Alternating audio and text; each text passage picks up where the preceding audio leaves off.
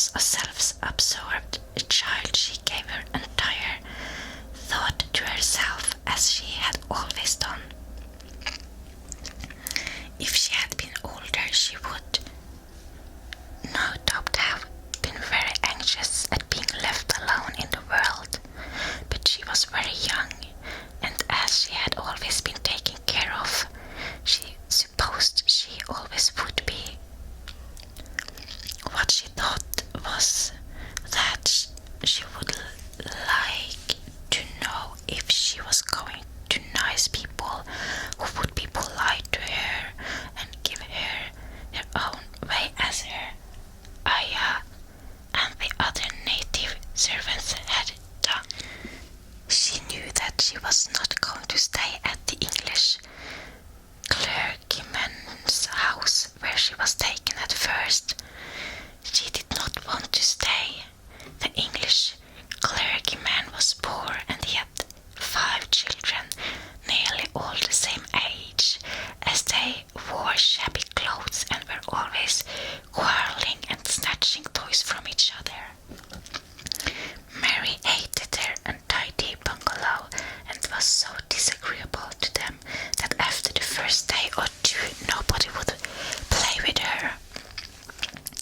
By the second day, they had given her a nickname which made her furious. It was Basil who thought of it first. Basil was a little boy with impudent blue eyes and a turned-up nose, and Mary hated him. She was playing by herself under a tree, just as she had been playing the day the cholera broke out.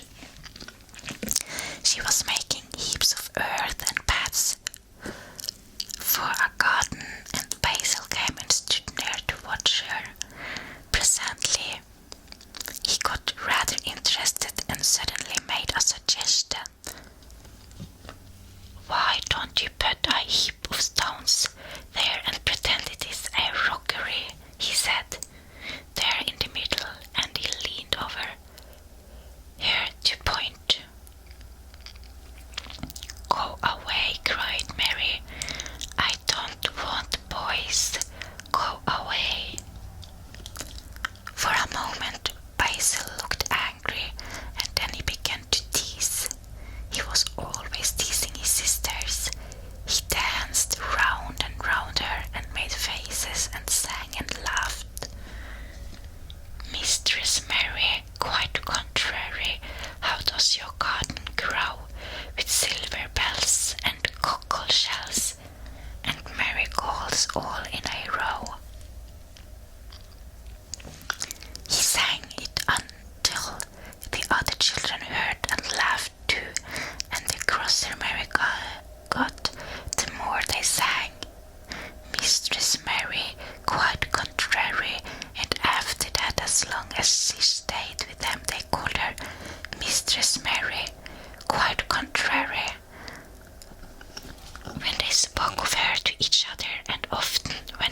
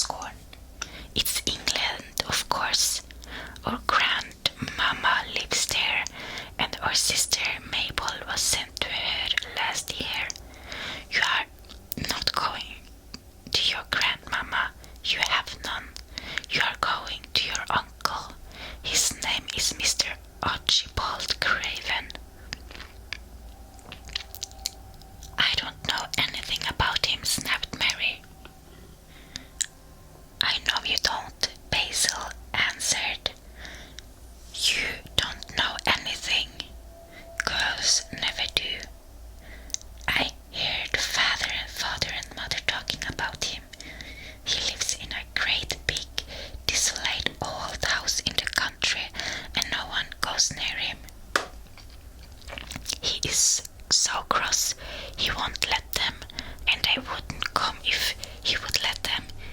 He is a hunchback and he is hurried. I don't believe you, said Mary, and she turned her back and stuck her fingers in her ears because she would not listen anymore. But she thought over it a great deal afterwards, and when Mrs. Crawford told her that night that she was going to sail away to England in a few days and go to her uncle, Mr. Archibald Craven, who lived at Misselthwaite Manor, she looked so stony and stubbornly uninterested that they did not know what to think about her. They tried to be kind to her, but she only turned her face away when Mrs. Crawford attempted to kiss her, and held herself stiffly when Mr. Crawford patted her shoulder. She is such a plain child, Mrs. Crawford said pityingly afterward, and her mother was such a pretty creature. She had a very pretty manner too, and Mary has the most unattractive ways I ever saw in a child. The children call her Mistress Mary, quite contrary, and though it is naughty of them, one can't help understanding it. Perhaps if her mother had carried her pretty face and her pretty manners oftener into the nursery, Mary might have learned some pretty ways too.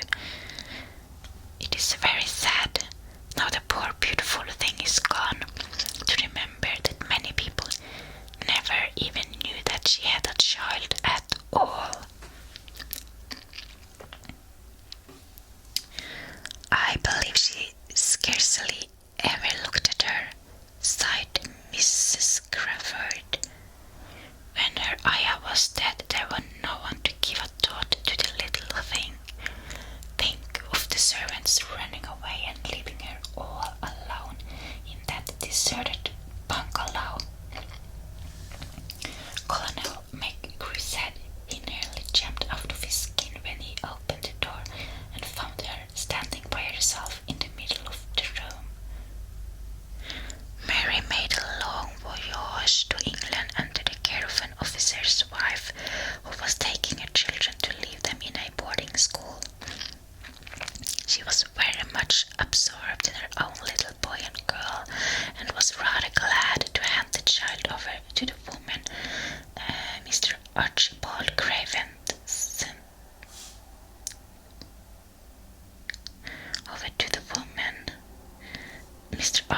Craven sent to meet her in London. The woman was his housekeeper at Misselthwaite Manor, and her name was Mrs. Medlock. She was a stout woman with very red cheeks and sharp black eyes. She wore a very purple dress, a black silk mantle with jet fringe on it, and a black bonnet with purple velvet flowers which stuck up and trembled when she moved her head. Mary did not like her at all, but as she very seldom liked people, there were nothing remarkable in that, besides which it was very evident Mrs. Medlock did not think much of her. My word, she's a plain little piece of goods, she said, and we'd heard that her mother was a beauty. She hasn't handed much of it down, has she, ma'am? Perhaps she will improve as she grows older, the officer's wife said good-naturedly. If she were not so sallow and had a nicer expression, her futures are rather good. Children alter so much. She'll have to alter a good deal, answered Mrs. Medlock, and there's nothing likely to improve children at Misselthwaite, if you ask me. They thought Mary was not listening because she was standing a little apart from them at the window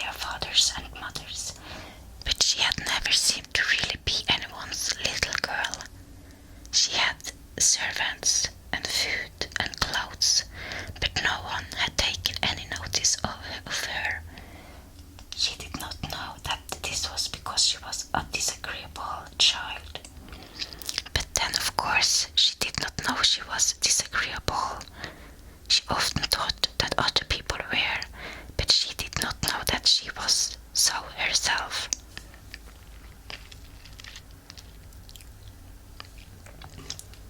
She thought Mrs. Medlock the most disagreeable person she had ever seen, with a common highly coloured face and her common fine bonnet. When the next day they set out on their journey to Yorkshire, she walked through the station to the railway carriage with her head up and trying to keep as far away from her as she could, because she did not want to seem to belong to her. It would have made her angry to think people imagined she was a little girl.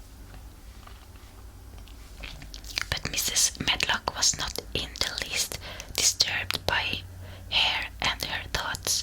She was the kind of woman who would stand no nonsense from young ones. At least that is what she would have said if she had been asked. She had not wanted to go to London just when her sister Maria's daughter was going to be married, but she had a comfortable, well-paid place as housekeeper at Misselwaite Manor, and the only way in which she could keep it was to do at once what Mr. Archibald Craven told her to do. She never dared even to ask a question.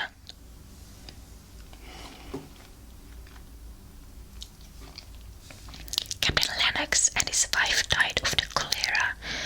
Mr. Craven had said in his short, cold way, "Captain Lennox was my wife's brother, and I am their daughter's guardian.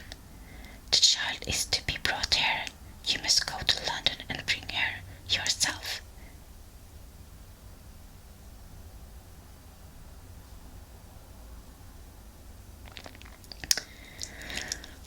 So she packed her small trunk and made the journey.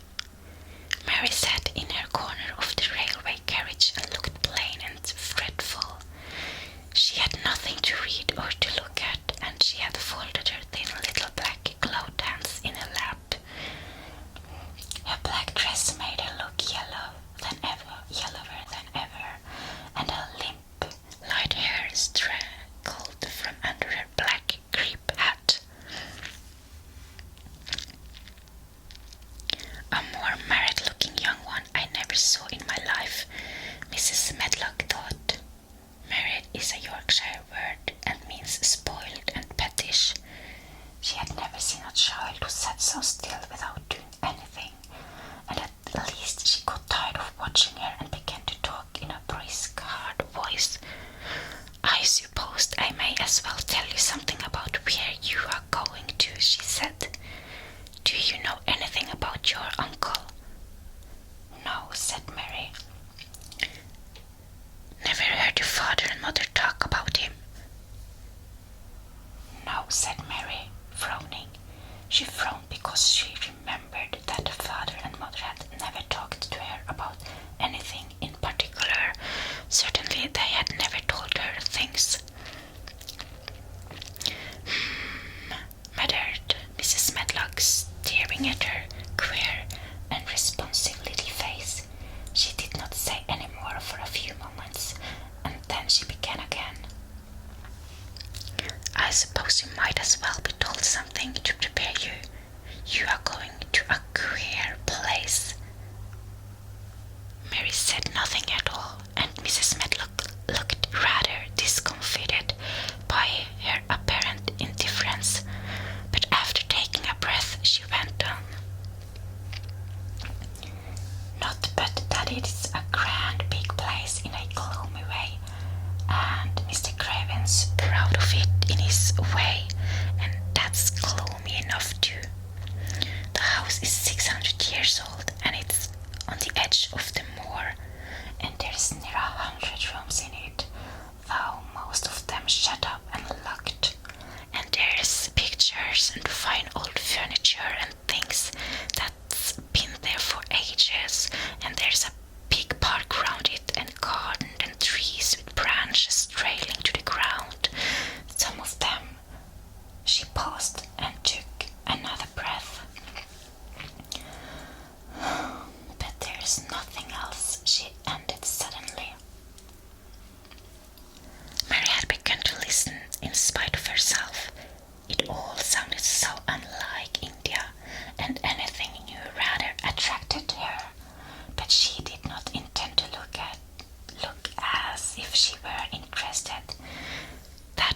one of her unhappy, disagreeable ways, so she sat still. "Well," said Mrs. Medlock, "what do you think of it?" "Nothing," she answered. "I know nothing about such places." That made Mrs. Medlock laugh, a short sort of laugh. "Yes," she said, "but you are like an old woman, don't you care?" "It doesn't matter," said Mary, "whether I care or not." "You are right enough there," said Mrs. Medlock. "It doesn't. What you are to be kept as Miss Whitemane for, I don't know, unless because it's the easiest way. He's not going to trouble himself about you, that's sure and certain. He never troubles himself about no one." She stopped herself, as if she had just remembered something in time. "He's got a crooked back," she said. "That set him wrong. He was a sour young man and got no good of all his money and big place till he was married." Mary's eyes turned toward her in spite of her intention not to seem to care. She had never thought of the hunchbacks being married, and she was a trifle surprised. Mrs. Medlock saw this, and as she was a talkative woman, she continued with more interest. This was one way of passing some of the time, at any rate. She was a sweet, pretty thing, and he'd have walked the world over to get her a blade of grass she wanted. Nobody thought she'd marry him, but she did, and people said she married him for his money, but she didn't. She didn't, positively. When she died, Mary gave a little involuntary jump. "Oh, did she die?" she exclaimed quite without meaning to. She had just remembered a French fairy story she had once read called Requête à la Hope. It had been about a poor hunchback and a beautiful princess, and it had made her suddenly sorry for Mr. Archibald Craven. "Yes, she died," Mrs. Medlock answered, "and it made him queerer than ever. He cares about nobody. He wants to see people. Most of the time he goes away, and when he's at Miss White he shut himself up in the West Wing and won't let anyone but Pitchers see him. Pitchers an old fellow, but he took care of him when he was a child, and he knows his ways." Sounded like something in a book, and it did not make Mary feel cheerful. A house with 100 rooms nearly all shut up and with the doors locked, a house on the edge of a moor, whatsoever a moor was, sounded dreary. A man with a crooked back who shut himself up also. She started out of the window with her lips pinched together, and it seemed quite natural that the rain should have begun to pour down in grey slanting lines and splash and stream down to the window panes. If the pretty wife had been alive, she might have made things cheerful by being something like her own mother, and by running in and out and going to parties as she had done in frocks full of lace, but she was not there anymore. "You needn't expect to see him, because 10 to 1 you won't," said Mrs. Medlock, "and you must expect that there will be people to talk to you. You'll have to play about and look after yourself. You'll be told what rooms you can go into and what rooms you are to keep out of. There is gardens enough, but when you are in the house, don't go wandering and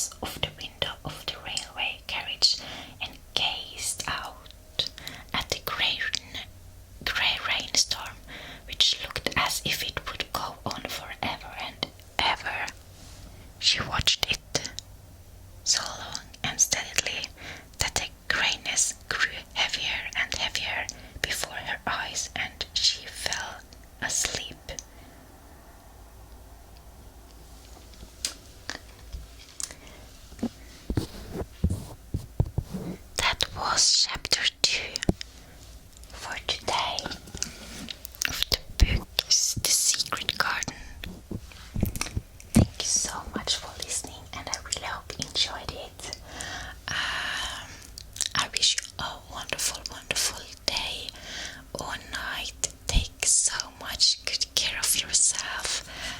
And I hope to see you in my next video. So until then, goodbye.